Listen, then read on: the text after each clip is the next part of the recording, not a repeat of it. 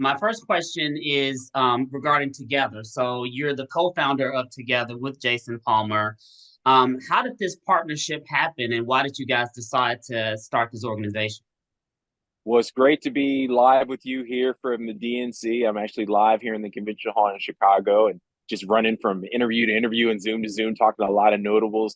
Terry McAuliffe, governor of Virginia and former DNC chair, was just in the chair before me, and talking with Tabby Smiley, now talking with you guys. And Together is about bottling some of that Gen Z energy. This whole platform is really focused on Gen Z voter engagement through the causes and cause champion activities that they care about. So Gen Z doesn't identify themselves on a political level like Democrat, Republican, Independent, etc. They really identify themselves through what I call a cause lens. So they'll say, I'm pro environmentalism, or I am anti gun violence, or I am pro women's rights. And then you find that cause, you amplify it, build a platform to help them fund it and organize around it. And then you have something special. And that's what we're really trying to do at the Together PAC. It's about turning down the noise on the right, about turning down the noise on the left, and really building a stronger middle. And that's really the mission of building what I call purple power, not red, not blue, but purple power around the Gen Z vote.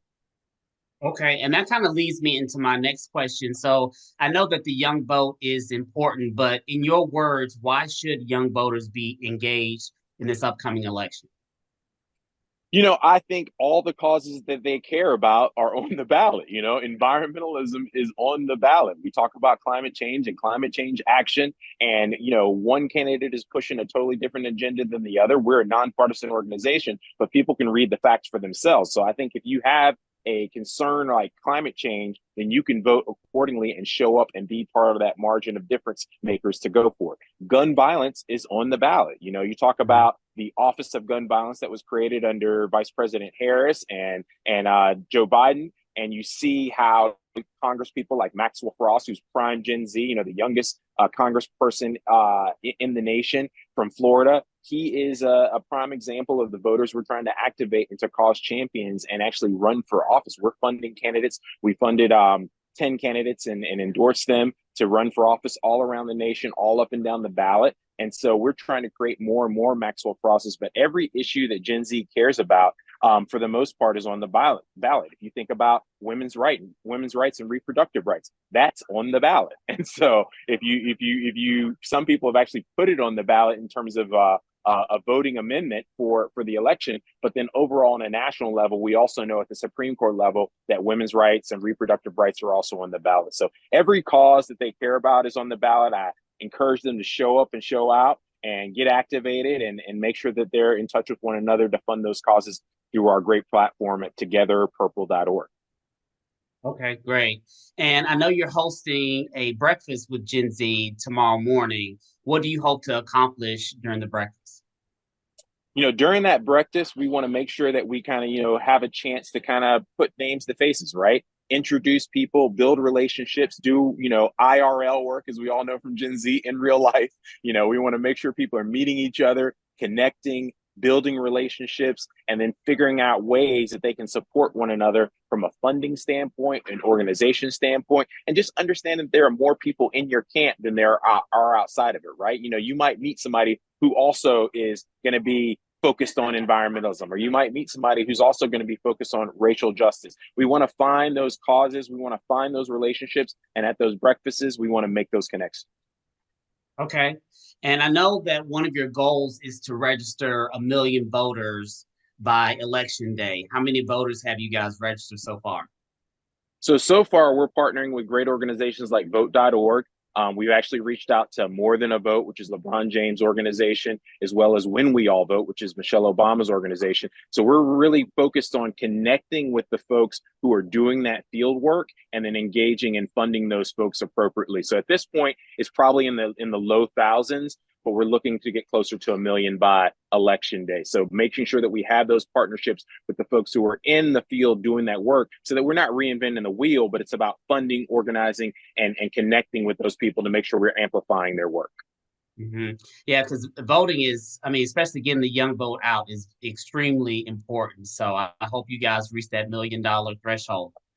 or through Yeah, a I know. million voters threshold. Million voters. Yeah. And it's going to make a difference because we all know that this election is going to come down to 7 key swing states and around 500,000 votes. I'll even tell you in my home state of North Carolina, former President Trump won North Carolina by less than 75,000 votes. And there are over 10 million people in North Carolina. So you think about the number of voters on a state by state level in the key swing states that are going to make a difference. Collectively, we're talking about 500,000 votes. So if we can get an additional 1 million folks registered, you're definitely going to see an impact in those key swing states like Pennsylvania, like Wisconsin, like Georgia.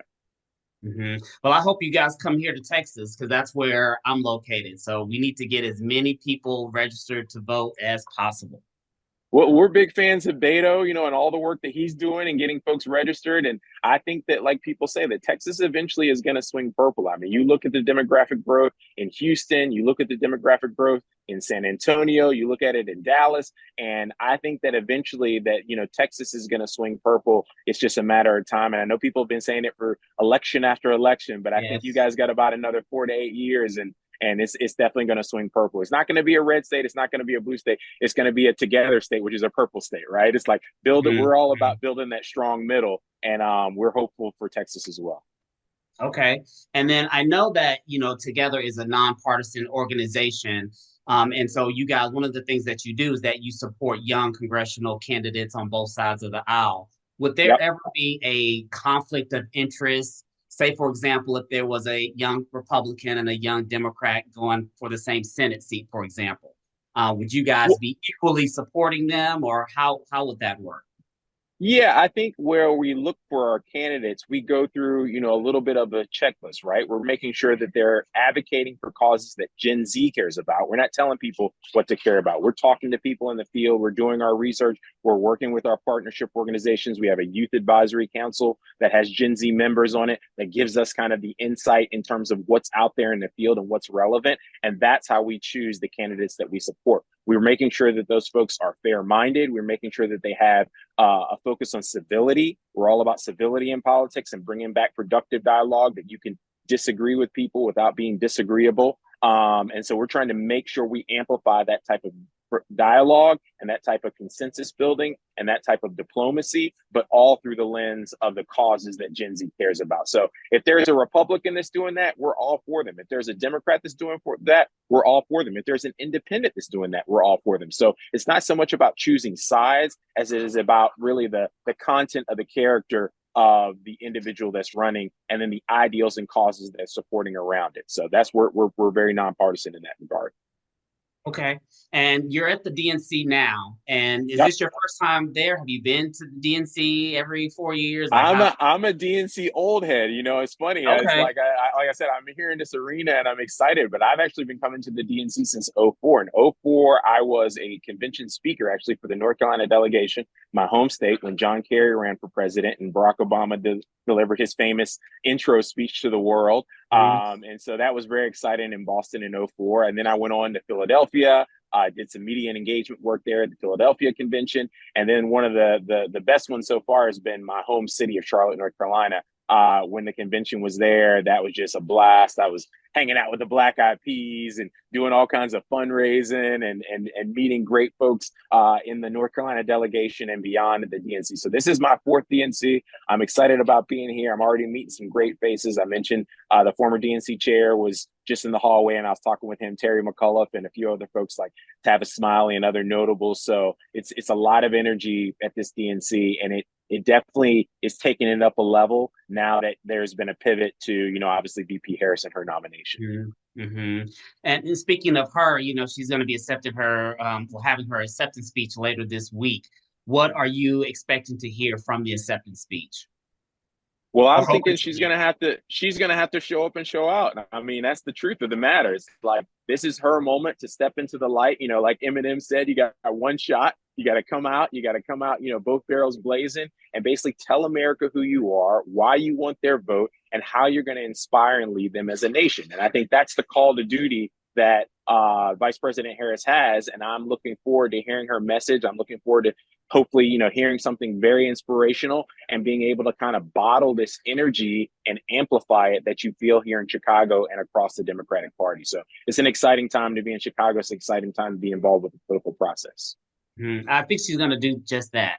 I think I hope she's going so. to. I think it's You going know, to you be. gotta bring the funk. You gotta. Yep. This is not Yep. amateur hour. This is the time to like really come and bring a message and let people get to know you on a personal basis. Talk Mhm. about the cooking that she does. Talk about that as a passion. Talk about growing up with a Jamaican father with an accent. Talk about Yep. an Yep. Indian mother with an accent. Be who you are, and I think that's what people love about her, and show how being who she is connects with everyday people. I didn't know that her first job was working at McDonald's because my first job was working at McDonald's. So it's like Mhm. everyone can relate to that in some way, whether they were a waiter or a server or worked at fast food. And somehow it's like the more relatable everyday hooks that she can tell from her personal life, I think people then can have connection points where they can understand and inspire her story. And then she pivots to, here is my vision for the future. Here's why I want to be a leader. Here's how I'm going to make change happen. And I think that from a policy perspective and kind of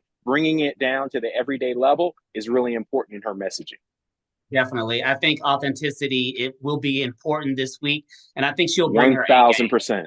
Yeah. I think 1000%. Authenticity is her currency. And the more people try to, make her lean away from that and be something that's artificial or stop laughing or stop being yourselves, that's not what I think people want now. And I think that particularly Gen Z voters are focused on, you showing up as you, right? Like you show mhm. up as your best self, you show up in your true and authentic skin, and you speak your truth and you talk your talk and you walk your walk, and let the voters decide thereafter. So I'm hopefully she'll do that, and it'll be an exciting time. And I saw where in another interview that Tim Walz was your third pick for VP. You did How see did you that. feel when Mark Kelly? Because I know Mark Kelly was your number one. How did you feel when Yep. Tim Walz, got the top spot? I think I was over analyzing. I'll be honest. I was trying to play, Mr. Perfectionist, and I said in an interview, because it was Olympic theme, and we were right in the course of the Olympics, and I basically said, okay, I'm going to give my gold medal to Mark Kelly. I'm going to give my silver medal to Governor Josh Shapiro, and I'm going to give my bronze medal to Tim Walz. And so Tim Walz at that point was just a little bit too unknown, and I felt like he's in the mix, but he wasn't a strong candidate at that point. But Mhm. look, I was proven wrong, and I think that Gen Z had probably better insight to Tim Walz than I did. I mean, you look at folks like David Hogg, who came out very early and endorsed his candidacy and talked about, how that Tim Walz was giving them that kind of like Bernie Sanders feeling, and the coach from my high school, and the guy who could help me fix my car, and reminding people of kind of that great noble father figure for a lot of folks in Gen Z. And I think that that's something that I might have missed as an analyst, and like I said, overanalyzing it and thinking more tactically